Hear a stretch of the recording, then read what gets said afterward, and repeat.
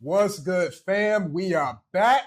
The whole crew, we back in here with another damn podcast for y'all. We're going to do a little roll call from left to right. Started with the queen. What's up, y'all? Y'all already know it's your favorite, your girl, the star of the show, Miss Harris. How y'all doing today? And I'm here with my brothers. What's up, young Judah, young Kyng? I'm just here for the day. Not here. I'm just sitting in. These niggas ain't worth shit, but we here today. It's a good side. It's a good side over here. He already started. All the time. Already started. And it's Disability Month. Happy Disability Month, by the way. They be covering that. Okay. Y'all starting early, huh? Yeah, they already like her shoes not tied, but she talking though. You know what I mean? Oh, wow. I'm just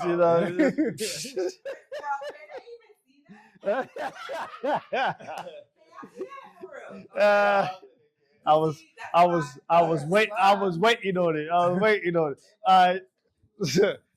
I'm Kenny Kinfolk.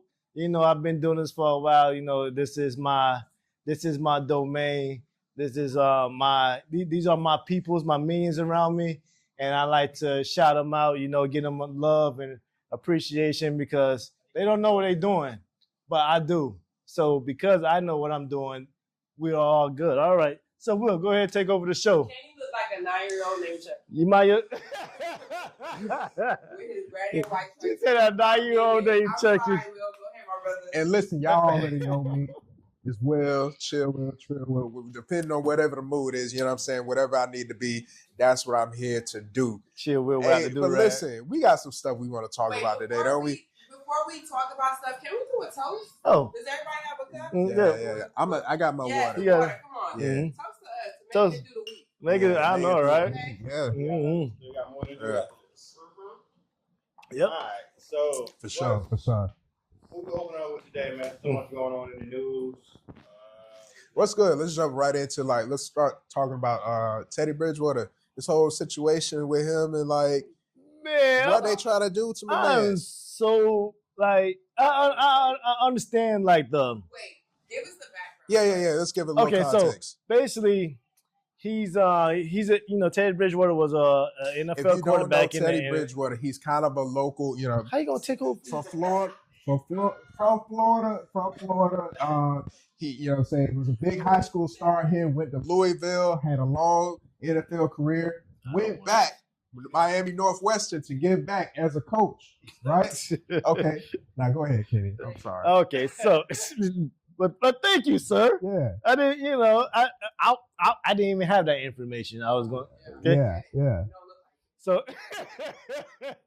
So basically, he's in trouble because he helped certain players on his team either get Uber rides to back and forth to practice or home. He was helping out with bus rides, anything he could Bus ride, Uber rides, food. There's some things he catered. So doing what some kids some doing what my coach did and things like that. My coach did this for us. My coach was picking us up, bringing us home, doing things in that nature. So I'm not understanding how was this. It ain't like he's bribing the kids to come to play with us, like he's, hey, I'm gonna see this type of money so you pay for this so you can come play with me or so. No, he's helping out the community. He's helping out his team, his young teammates. What's the big issue? So for him to be suspended is Because what? you guys know this a little bit better than me. So this, he's an ex-NFL player? Yes, as an NFL player. And then does he work for the school or He works for the. Well, when you are a coach, part of he the works thing. for the school. He works for the Yeah. school? Okay. So you become like a staff for, even if it's you may not be a teacher, but you become a part of the staff or where you assisting with the players. So you in some type of a leadership role or and so Sometimes you get a teacher out there. yeah. Sometimes Coaches, Yeah, well, it depends because you do got certain coaches who don't coach at the school. They're like more assistant coach. Okay, We got a yeah. bunch of those. They're more some working at the school because they got teacher, they got the degrees and everything. But you got some coaches who don't work at the school. They just come there for practice and game day for the students and everything. They still part of the the fact that he won everything. But Okay. But And what were you gonna say?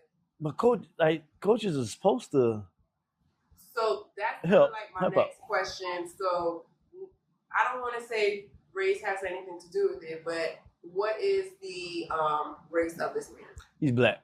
He's a black man. He's a black. Miami, Florida. Okay, he's in one of them, the roughest neighborhoods. We go to, so Northwestern is a predominantly black high school.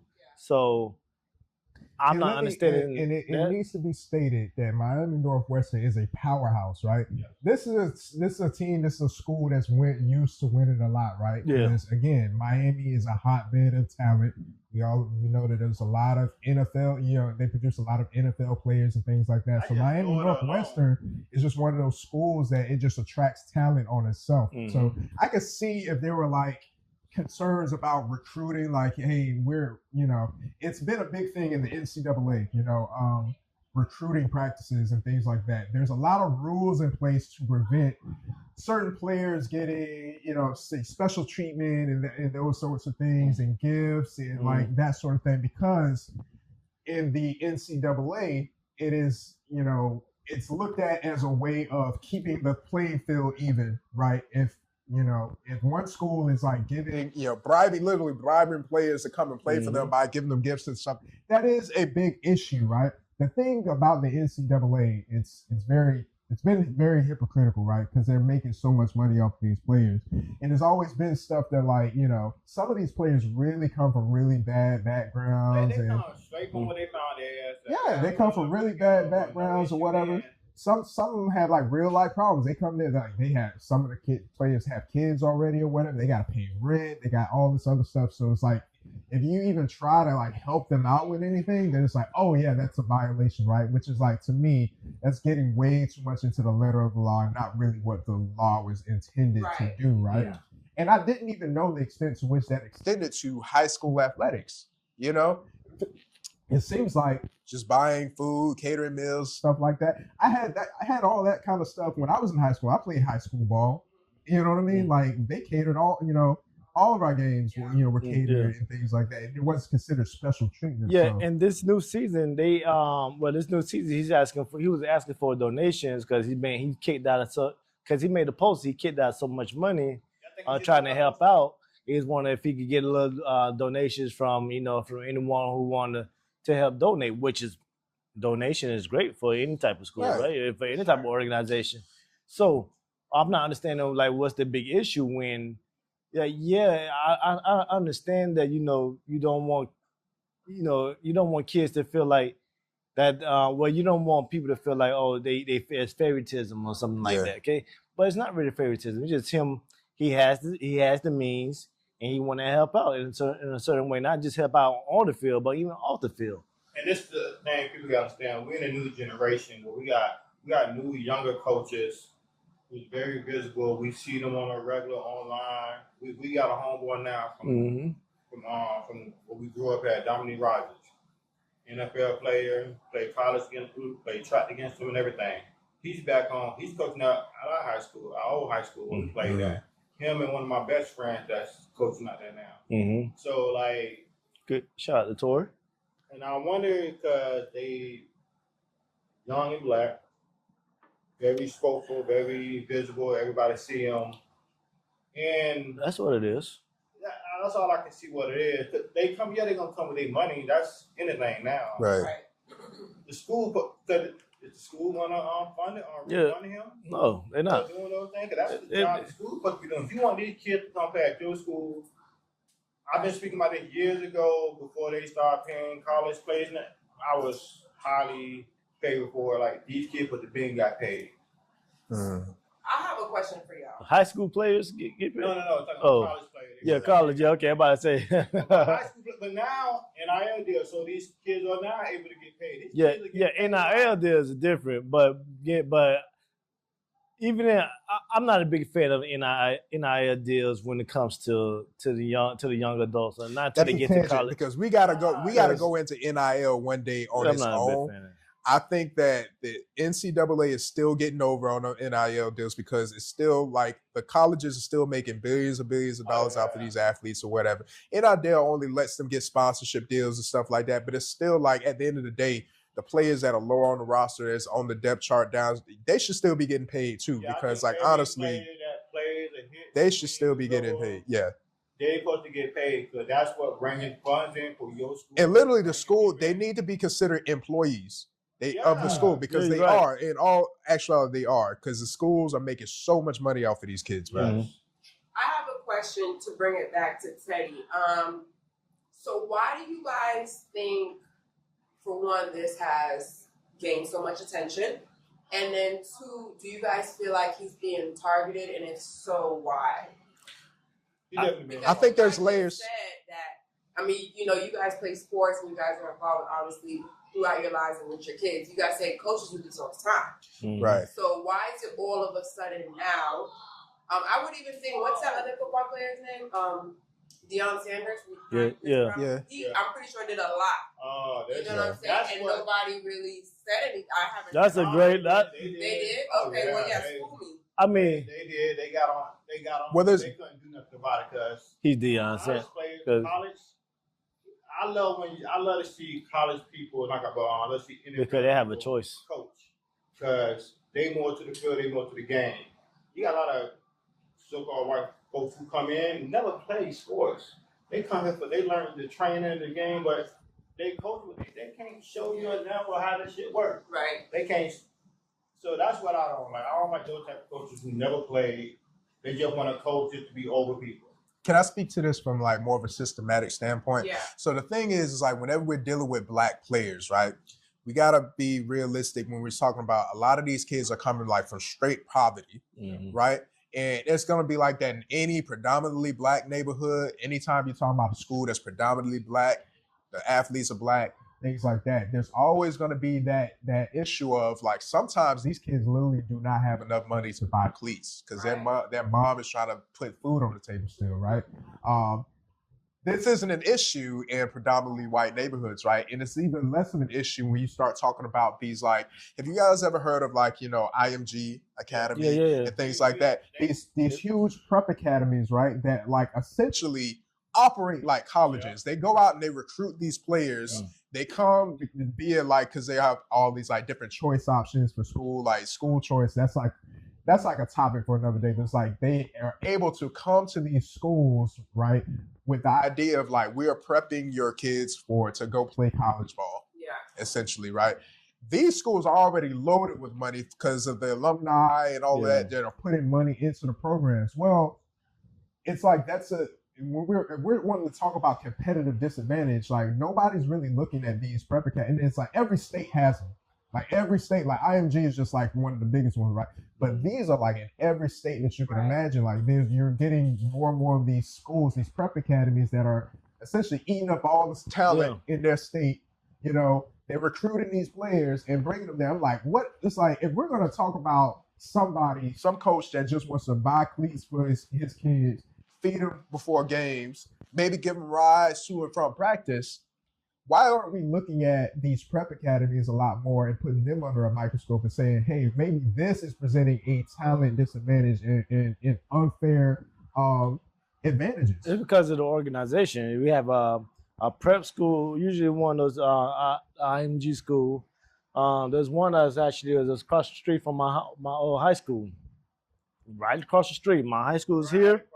IMG was right here across the street. It's right there. So, we know the difference. Okay, I'm talking about the difference. Like colleges. Even where, I'm like, and so they was young enough. So what you were saying, basically, it's because of the organization, because what they have there. If they have the, more of a, how can I put this?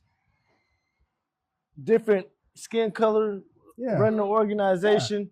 It's different, they can move differently. That's basically what it is. Like they moving differently because of like what they able to do. See, Northwestern, It's a predominantly black school. Yeah, It's in a black neighborhood. yeah. It's you probably have a black principal. I don't know, but probably have a black principal. So That's ultimately what I'm getting to is like this. There is, if you're going to apply these rules, I think that what these competition committees really need to do is consider a little bit more the challenges that some of these kids, a lot of these kids actually in predominantly black neighborhoods go through. The ones that don't come from rich families, the one that don't they don't have a father that was a former NFL player like Patrick Surtain Jr. He went to IMG. You know what I mean? Like, and, his friends and stuff like that. Like the ones that don't have that, they just come from, they might come, have a single mom or whatever. It's a talented kid, but he otherwise has no way of getting to and from practice. Yeah. And so unless somebody like extends it, I think that we should apply a little bit more of a soft hand to these sort of situations, because what we're not looking at is, well, of course, in schools where these disadvantages don't happen, you're not going to have those situations. Well, because that kid already comes from a rich family. He don't need to be fed. He don't need somebody to buy him cleats or whatever. He's already coming from that, So I think that we should apply a lot more of just look at these things situation by situation, and let's not come down with such a heavy hand on people who are just trying to give back, really. Yeah. Not trying to do anything out of hand, but really just help these kids get to practice. Yeah. And how long did he get suspended for? Do we know? Yeah, I think it's under review right now. It's kind of in contention. He filed an appeal against them. So it's still a developing story. But I'm definitely going to be watching it because I would definitely sue. In my opinion, that's a lawsuit because maybe not. Maybe they are still, you're not supposed to. Probably, but I just don't understand. They probably because he turned the school around, so they weren't doing too good till he got there. No, Miami Northwestern usually does. And good. That is such a. They usually do pretty good. It seems so malicious and sneaky. Whoever did report was he is giving Uber and drives, and it seems like something that somebody wanted to put out to hurt him or hurt the team. He put it out himself that he was. Oh, that he does. Yeah, he put out that because he put out that he was looking for donations because he kicked out like thousands of dollars. You know what I mean? Yeah, you know what I mean. Stuff like that. So. Well, Teddy, were you about to say something? Oh no, I think he got everything in order. Seems like. I think he could fight it. You know what I mean? And still just continue. Teddy could continue to be a great coach. Yeah. And a good man. Yes. He's really showing us what people should be like. Absolutely.